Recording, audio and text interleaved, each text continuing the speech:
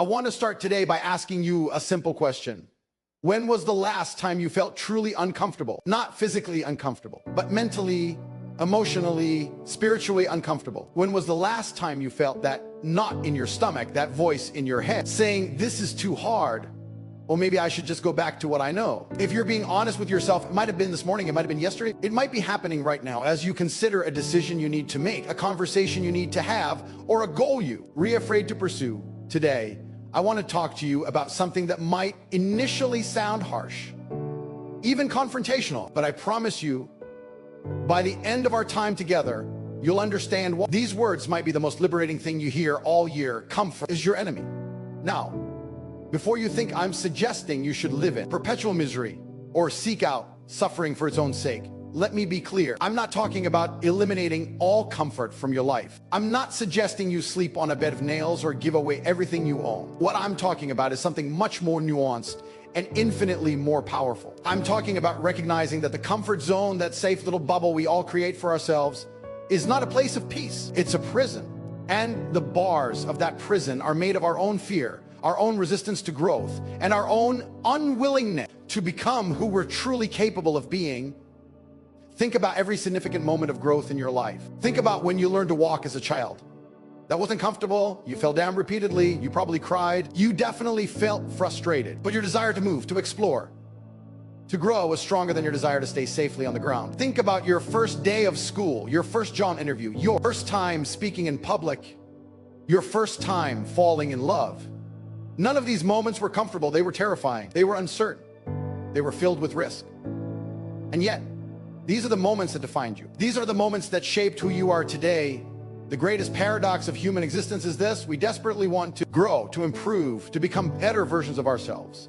Yet we simultaneously cling to comfort as if it were our lifeline. We say we want transformation, but we resist the very discomfort that makes transformation possible. We want the destination without the journey, the reward without the struggle, the butterfly without the chrysalis. But here's the truth that nobody wants to hear. Growth and comfort cannot coexist. They are fundamentally incompatible. Growth, by its very nature, requires you to stretch beyond your current capacity, to venture into territory you've never explored, to do things you've never done before, and all of that is, by definition, uncomfortable. Let me share something with you. Every person you admire, every person who has achieved something remarkable, every person who has made a meaningful impact on the world has one thing in common. They all, at some point, made a decision that discomfort was not their enemy. They decided that the pain of staying the same was greater than the pain of change. They chose growth over comfort again and again and again. Think about the athlete who wakes up before dawn to train while their body screams for rest. Think about the entrepreneur who risks financial security to pursue a vision others call impossible. Think about the artist who creates work that makes them vulnerable, exposing their innermost thoughts and feelings to public scrutiny. Think about the student who chooses the challenging course instead of the easy one, knowing it will push them to their limits. These people understand something fundamental. Comfort is not where excellence lies. Comfort is where dreams go to die. Your comfort zone is seductive. It whispers sweet lies to you every single day. It tells you that you've done enough, that you've worked hard enough, that you deserve to rest, that you don't need to push anymore. It tells you that what you have is sufficient, that who you are is enough, that change is too risky, too hard, too uncertain. And yes, in some ways, you are enough. You are valuable and worthy exactly as you are. But that doesn't mean you shouldn't strive to become more, to do more, to contribute more, to grow more. The comfort zone promises safety, but it delivers stagnation. It promises security, but it delivers mediocrity. It promises peace, but it delivers the quiet desperation of unrealized potential. Because deep down, beneath all the rationalizations and excuses, you know when you're playing small, you know when you're holding back, you know when you're choosing comfort over growth. And that knowledge, that awareness of your own self-betrayal, is more painful than any temporary discomfort you might face by choosing the harder path. Let me tell you what happens when you consistently choose comfort. You don't just stay the same. That's not how life works. In a world that's constantly changing, staying the same is actually moving backward. Your skills become obsolete. Your perspective becomes narrow. Your confidence erodes. Your dreams fade. Your potential withers. You become a smaller version of yourself, year by year, choice by choice, until one day you wake up and realize you've become someone you don't recognize, living a life you never truly chose. I've seen this happen to brilliant people, people with tremendous talent, remarkable intelligence, and enormous potential, They choose comfort. They take the path of least resistance. They avoid difficult conversations, challenging opportunities, and uncomfortable situations. And slowly, imperceptibly at first, they diminish, their lie dims, their passion fades. Their excitement for life evaporates. They become spectators in their own existence, watching others live boldly while they remain safely, comfortably, tragically stuck. But here's the beautiful, empowering, absolutely transformative truth. You don't have to be that person. You can choose differently right now. Today, this moment, you can decide that comfort is no longer your primary goal. You can decide that growth, evolution, and becoming the fullest expression of who you're meant to be matters more than feeling comfortable all the time. Now, let's talk about what choosing discomfort actually looks like in practice. Because this isn't about being reckless or making foolish decisions. This is about being strategic, intentional, and courageous in how you approach your life. Choosing discomfort means having the conversation you've been avoiding. It means speaking your truth, even when your voice shakes. It means setting boundaries with people you love, even though it might create temporary tension. It means admitting when you're wrong, apologizing genuinely, and making amends. It means asking for what you need instead of silently resenting others for not reading your mind. These interpersonal discomforts are where some of the most profound growth happens, because they require us to be vulnerable, authentic, and brave. Choosing discomfort means pursuing the career you actually want, not the one everyone expects you to have. It means taking that leap, starting that business, changing that major, learning that new skill, even though you might fail. It means being willing to be a beginner again, to be bad at something before you get good at it, to look foolish in pursuit of mastery. Professional discomfort is the price of meaningful work, work that matters, work that aligns with who you truly are. Choosing discomfort means investing in your health even when it's inconvenient. It means working out when you'd rather watch television. It means choosing the nutritious meal over the convenient one. It means going to bed early instead of scrolling endlessly through social media. It means facing your addictions, your unhealthy patterns, your self-destructive behaviors, and doing the hard work of change. Physical discomfort in service of health is one of the highest forms of self-love. Choosing discomfort means expanding your mind beyond what feels familiar and safe. It means reading challenging books, engaging with perspectives different from your own, question your assumptions, and being willing to change your mind when presented with new evidence. It means traveling to places that challenge your worldview, learning languages that don't come easily, and studying subjects that stretch your intellectual capacity. Mental discomfort is how wisdom is born. Choosing discomfort means doing the inner work. It means facing your shadow, examining your wounds, understanding your patterns, and taking responsibility for your healing. In sitting with difficult emotions instead of numbing them. It means being honest about your flaws, your fears, your insecurities, and your pain. It means doing therapy, journaling, meditating, or whatever practice helps you know yourself more deeply. Emotional discomfort is the gateway to psychological freedom. Here's what I want you to understand every time. You choose discomfort in service of growth. You're making a deposit in the bank account of your future self. You're building resilience, confidence, capability, and character. You're proving to yourself that you can handle hard things. You're expanding your capacity. You're becoming someone who doesn't run from challenges, but runs toward them. You're becoming someone who doesn't let fear make decisions, but uses fear as information, as a compass pointing toward growth. The irony is that by consistently choosing temporary discomfort, you actually create a more comfortable life in the long term. The person who has difficult conversations creates more authentic relationships. The person who does the hard workouts develops a strong, capable body that makes daily life easier. The person who takes career risks discovers work they're passionate about. The person who faces their emotional wounds heals and finds peace. The person who pushes beyond their intellectual comfort zone develops wisdom and perspective. Comfort now often equals discomfort later. Discomfort now usually equals comfort later, but we're wired to prioritize the immediate, to choose short-term pleasure over long-term benefit, to avoid present pain even at the cost of future suffering. Breaking this pattern requires consciousness, intentionality, and discipline. Let me address something important here. I'm not suggesting that all discomfort is good or that you should seek out suffering indiscriminately. There's a difference between productive discomfort and destructive discomfort. Productive discomfort has a purpose. It's aligned with your values. It's in service of growth, learning, health, or meaningful relationships. It might be hard, but it's not harmful. Destructive discomfort, on the other hand, violates your values, damages your well-being, or keeps you stuck in unhealthy patterns. Learning to distinguish between these two types of discomfort is crucial.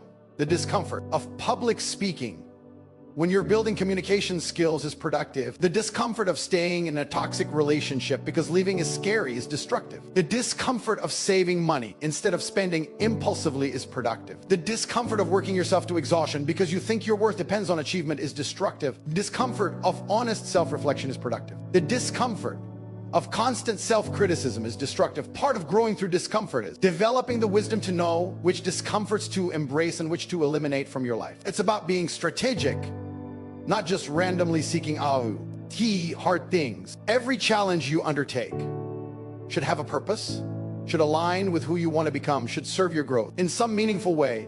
I also want to acknowledge that embracing discomfort is easier for some people than others. Privilege plays a role here. If you've experienced trauma, if you face systemic barriers, if you're dealing with mental health challenges, if you lack resources or support, choosing discomfort might feel overwhelming or even impossible at times, and that's okay. Growth isn't a competition. There's no race.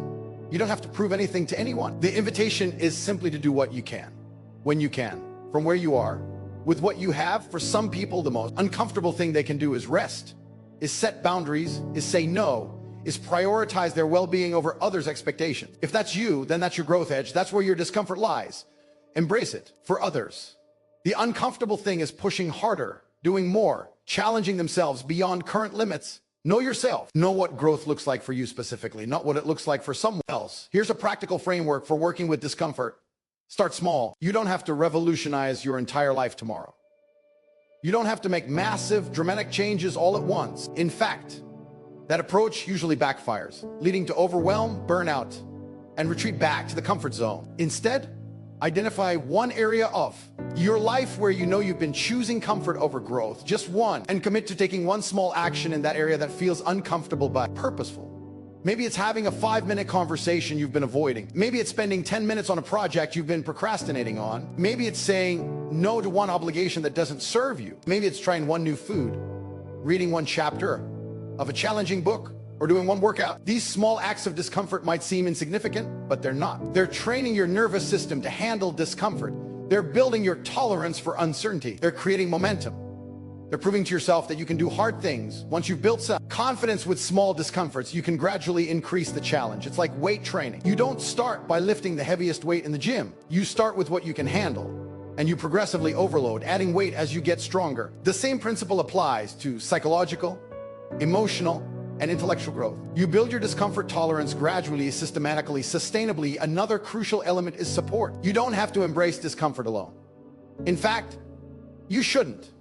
Find people who are also committed to growth. Share your struggles, celebrate your wins, hold each other accountable. Create a culture in your life where choosing growth over comfort is normalized, encouraged, and celebrated. We're social creatures. We're deeply influenced by the people around us. Surround yourself with people who inspire you to be brave, who challenge you to grow, who support you when you stumble, and you will stumble.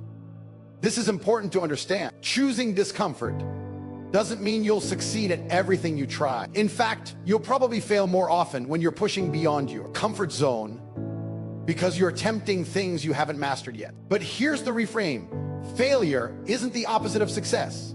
Comfort is the opposite of success. Failure is part of the process of success. Every failure teaches you something. Every setback provides information. Every mistake is an opportunity to learn, adjust, and improve. The most successful people aren't those who never fail. They're those who fail more, learn faster, and keep going despite the discomfort of failure. They've reframed failure from something to avoid at all costs to something to embrace as a natural part of growth. They understand that the only real failure is not trying, not learning, not growing. Let me share something personal with you. There have been countless times in my life when I chose comfort over growth, and I regret every single one of them. I regret the opportunities I didn't take because I was afraid. I regret the conversations I didn't have because I wanted to avoid conflict. I regret the dreams I put on hold because I wasn't sure I could achieve them.